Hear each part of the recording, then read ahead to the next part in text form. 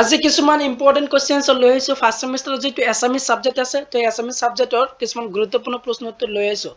যিহেতু তোমালোকৰ ফাৰ্ষ্ট ছেমিষ্টাৰৰ এছামিছ ছাবজেক্টৰ যিসকলে মেজৰ লৈছে তেওঁলোকৰ 16 তাৰিখত এক্সাম আছে আৰু যিসকলে মাইনৰ লৈছে তেওঁলোকৰ আছে 18 তাৰিখত তো তোমালোকৰ দুটা এক্সামছৰ কাৰণে মোষ্ট ইম্পৰ্টেণ্ট প্ৰশ্ন উত্তৰ লৈ আহিছোঁ তো যোৱা বৰ্ষৰ যি কুৱেশ্যন পেপাৰ সেই কুৱেশ্যন পেপাৰ তোমালোকৰ সলিউশ্যন কৰি দেখুৱাম আৰু তোমালোকৰ এই কুৱেশ্যনৰ পৰা কোনটো ইম্পৰ্টেণ্ট হয় এইটো তোমালোকক দেখুৱাম তো তোমালোকে ভিডিঅ'টো স্কিপ নকৰি ভিডিঅ'টো লৈ চাই থকা 2024 এছামিছ পেপাৰ কোডটো এইটো আছিল তো এইটো পেপাৰ কোডটো যেহেতু তোমালোকৰ চেঞ্জ হৈছে আৰু এছামিছ সাবজেক্টৰ নামটো কি আছিল অসমীয়া ভাষা আৰু সাহিত্যৰ ইতিহাস 1826 খ্ৰীষ্টাব্দ তো যোৱা বৰ্ষৰ কোৱেশ্চন পেপাৰ হয় আৰু ফুল মাৰ্ক 60 মাৰ্কৰ হৈছে টাইমটো কিমান 2.5 ঘণ্টা আছিল তো ঠিক তোমালোকৰ এনেদৰে থাকিব যে 2025 বৰ্ষ ইয়াত দেখিবলৈ পাবা এছামিছ আৰু তোমালোকৰ পেপাৰ কোডটো যেহেতু চেঞ্জ হৈছে আৰু সাবজেক্ট নামটো এনে থাকিব তোমালোকৰ সাবজেক্ট নামটো এইটো হৈছে যে অসমীয়া ভাষা আৰু সাহিত্য ইতিহাস আৰু ফুল মাৰ্ক 60 মাৰ্কৰ হ'ব আৰু টাইমটো কিমান 2.5 ঘণ্টা দিয়া থাকিব তো এক নম্বৰ প্ৰশ্ন কেনেদৰে আহিছিল যে যোৱাবাৰ কোৱেশ্চন পেপাৰত যে এক নম্বৰত থাকিব যে অতি চমুকৈ উত্তৰ দিয়া 1 into 8 equal 8 তো 8টা প্ৰশ্ন তোমালোকে লিখিব লাগিব 8 মাৰ্কৰ টোটাল তো 8টা প্ৰশ্ন দিয়া থাকিব ইয়াত কোনো অপচনেল দিয়া নাথাকে তোমালোকৰ 8টা প্ৰশ্ন আহিব যোৱাবাৰ কোনখিনি আছিল এইটো চোৱা যে ক নম্বৰটো আহিছিল যে অসমীয়া ভাষা কোনটো ভাষা পৰিয়াল অন্তৰ্গত আৰু উত্তৰটো হ'ব তোমালোকে ইণ্ডো আৰ্য ভাষা পৰিয়ালৰ অন্তৰ্গত অসমীয়া ভাষাটো তাৰপিছত খ নম্বৰটো আছিল যে চীনা পৰিভাষক ইউৱেন চাংগে কোন শতিকাত অসমীয়া ভাষা সম্পৰ্কে মন্তব্য কৰিছিল তাৰ উত্তৰটো হ'ব তোমালোকৰ সপ্তম শতিকাত অসমীয়া ভাষা সম্পৰ্কে মন্তব্য কৰিছে ইউৱেন চাংগে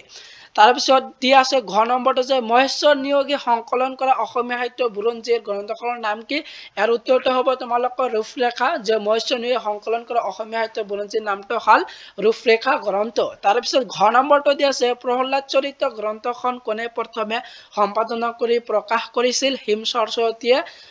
প্ৰথমে সম্পাদন কৰি প্ৰকাশ কৰিছিল প্ৰহ্লাদ চৰিত গ্ৰন্থখন তো এই চাৰিটা প্ৰশ্ন তোমালোকৰ এই বৰ্ষৰ কাৰণে মোষ্ট ইম্পৰ্টেণ্ট হয় এইটো চাৰিটা শিকিবা তোমালোকৰ মোষ্ট ইম্পৰ্টেণ্ট নেক্সট প্ৰশ্ন চোৱা যে নেক্সটত দিয়া আছে গোৱালপাৰীয়া লোকগীত পৰিবেশন কৰা এগৰাকী প্ৰকৃত শিল্পীৰ গৰাকী নাম লিখা তাৰ উত্তৰটো হ'ব তোমালোকৰ প্ৰতিমা বৰুৱা পাণ্ডে তো গোৱালপাৰীয়া লোকগীতৰ পৰিবেশন কৰা এগৰাকী প্ৰকৃত শিল্পীগৰাকীৰ নাম হ'ল প্ৰতিমা বৰুৱা পাণ্ডে তাৰপিছত 6 নম্বৰটো দিয়া আছে কোনগৰাকী কবি অসমীয়া ব্যাস ৰূপে প্ৰসিদ্ধ ইয়াৰ উত্তৰটো হ'ব ৰাম সৰস্বতীক অসমীয়া ব্যাস ৰূপে প্ৰসিদ্ধ তাৰপিছত দিয়া আছে যে 6 নম্বৰটো আছে হুককবি নাৰায়ণ দেৱ ৰচিত পদাৱলী জন্মান শতকী নামৰে পৰিচিত হুকনানী নামৰে পৰিচিত তাৰপিছত শেষৰ নম্বৰটো দিয়া আছে শেষৰ প্ৰশ্ন তোমালোকে 1 নম্বৰীৰ যে হুকুমাৰ বৰকাত ৰচিত হস্তি বিদ্যানৱ গ্ৰন্থখনক বুৰঞ্জীসকলে কি সাহিত্য হিচাপে অভিহিত কৰিছিল ভেৰি ভেৰি ইম্পৰ্টেণ্ট প্ৰশ্ন যে হুকুমাৰ বৰকাত ৰচিত যে হস্তি বিদ্যানৱ গ্ৰন্থখনক বুৰঞ্জীসকলে কি সাহিত্য হিচাপে অভিহিত কৰিছিল ব্যৱহাৰিক গ্ৰন্থ হিচাপে অভিহিত কৰিছিল তো এইটো ইম্পৰ্টেণ্ট হয় তোমালোকৰ 1 নম্বৰী প্ৰশ্ন যেহেতু ইয়াত 8টা দিয়া আছে 8টাই তোমালোকে শিকি যাবা গোটেইবিলাক ইম্পৰ্টেণ্ট হয় তোমালোকৰ 2025 বৰ্ষৰ কাৰণে যেহেতু তোমালোকৰ অহা ডিচেম্বৰৰ 16 আৰু 18 তাৰিখে তোমালোকৰ এইখন পেপাৰৰ এক্সাম আছে তাৰপিছত অহা 2 নম্বৰত কেনেদৰে প্ৰশ্ন আছিল বা তোমালোকে কেনেদৰে থাকিব তো 2 নম্বৰ যেহেতু অতি চমু উত্তৰ দিয়া যিকোনো 6টা 2 into 6 equal 12 তো 2 মাৰ্কৰ 6টা প্ৰশ্ন লিখিবলৈ আহে টোটেল 12 মাৰ্কৰ যেহেতু ইয়াত কেইটা প্ৰশ্ন দিয়া থাকিব ইয়াত 8টা প্ৰশ্ন দিয়া থাকিব তাৰ ভিতৰত যিকোনো 6টা লিখিব লাগে তো কেনেদৰে আহিছিল যে কোনখিনি ইম্পৰ্টেণ্ট হয় তোমালোকে চোৱা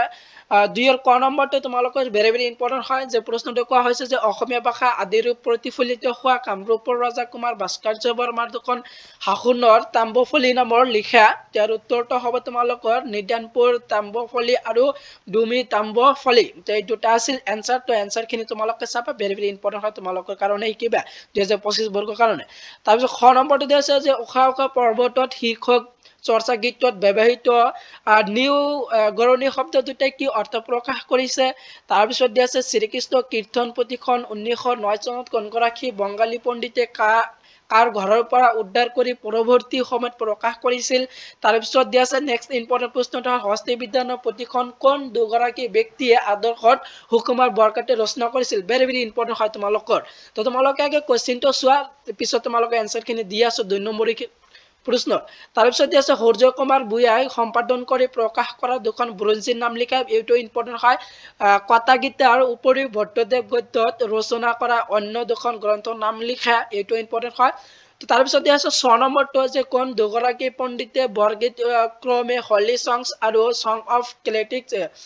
ক্লেটিয়েলছ আখ্যা দিছিল ভেৰি ভেৰি ইম্পৰ্টেণ্ট আজিৰ ভিডিঅ অত্যন্ত গুৰুত্বপূৰ্ণ হয় তোমালোকে এই প্ৰশ্নটো যেহেতু তোমালোকে দেখিবলৈ পাবা তো এইটো ইম্পৰ্টেণ্ট হয় 6 নম্বৰটো এইটো তোমালোকে শিকিবা অত্যন্ত গুৰুত্বপূৰ্ণ হয় আজিৰ যিবিলাক কোশ্চেন আনসাৰ দিয়া আছে তাৰ ভিতৰত অত্যন্ত গুৰুত্বপূৰ্ণ এইটো হয় 2 নম্বৰৰ কাৰণে তাৰপিছত দিয়া আছে কথা গুৰু চৰিত্ৰ আৰু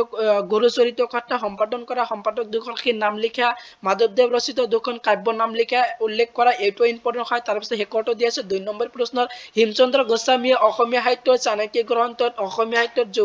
যুগ বিভাগ কৰোতে প্ৰথম দুটা যুগৰ কি নামৰ অভিহিত কৰিছে এইটো ইম্পৰ্টেণ্ট হয় তোমালোকে 2 নম্বৰৰ প্ৰশ্নখিনিৰ এনসাৰটো মই দি আছো তো তোমালোকে 2 নম্বৰ প্ৰশ্নৰ এনসাৰটো তোমালোকে চোৱা এইটো ইম্পৰ্টেণ্ট হয় 2 নম্বৰৰ সকলোবিলাক চাই যাবা তো ইয়াৰ এনসাৰটো চাই লোৱা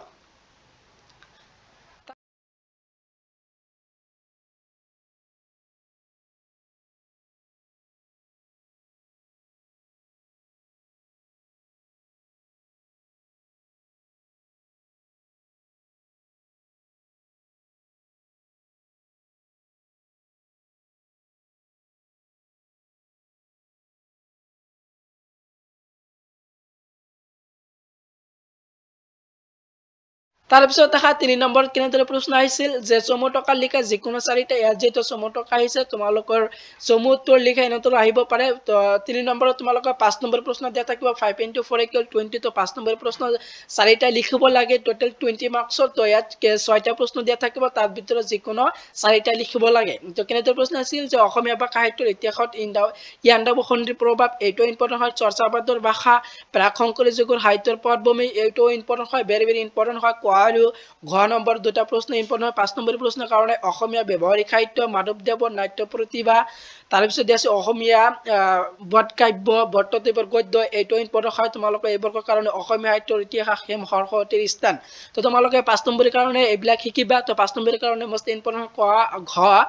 তাৰপিছত দিয়া আছে তোমালোকৰ 6 এই তিনিটা মষ্ট ইম্পৰ্টেণ্ট হয় 5 নম্বৰৰ কাৰণে তাৰপিছত 10 নম্বৰ প্ৰশ্নৰ কাৰণে কোন কেইটা ইম্পৰ্টেণ্ট হয় 10 নম্বৰ প্ৰশ্নৰ কাৰণে আহিছিল জবৰ্কত যে তলত যিকোনো দুটা প্ৰশ্ন উত্তৰ লিখা 10 * 2 = 20 তো 10 নম্বৰ প্ৰশ্ন যিকোনো দুটা লিখিবলৈ আহিব টোটাল 20 মাৰ্কছৰ যেহেতু ইয়াত 5টা প্ৰশ্ন দিয়া থাকিব যিকোনো দুটা তোমালোকে লিখিব লাগে তো কোনখিনি ইম্পৰ্টেণ্ট হয় এইটো চোৱা তো যেহেতু আজি তোমালোকৰ 2024 বৰ্ষৰ কোশ্চেন পেপাৰটো সলিউশন কৰি দি আছো আৰু ইতিমধ্যে তোমালোকৰ 2023 বৰ্ষৰ যি কোশ্চেন পেপাৰ আছে ইতিমধ্যে সলিউশন কৰিছো তো কোনোবা যদি সেই কোশ্চেনটো চাব বিচাৰিছা 2023 বৰ্ষৰ তে এই ভিডিও ডেসক্ৰিপচনৰ লিংক দি আছে তাৰ পৰা তোমালোকে চাই লবা তো 10 নম্বৰ প্ৰশ্ন কোনকেইটা আহিছিল এইটো চোৱা যে অসমীয়া ভাষাৰ উৎপত্তিৰ ইতিহাস সম্পৰ্কে বৰ্ণনা কৰা এইটো ইম্পৰ্টেণ্ট হয় তোমালোকৰ এই বৰ্ষৰ কাৰণে এইটো শিকিবা তাৰপিছত ঘ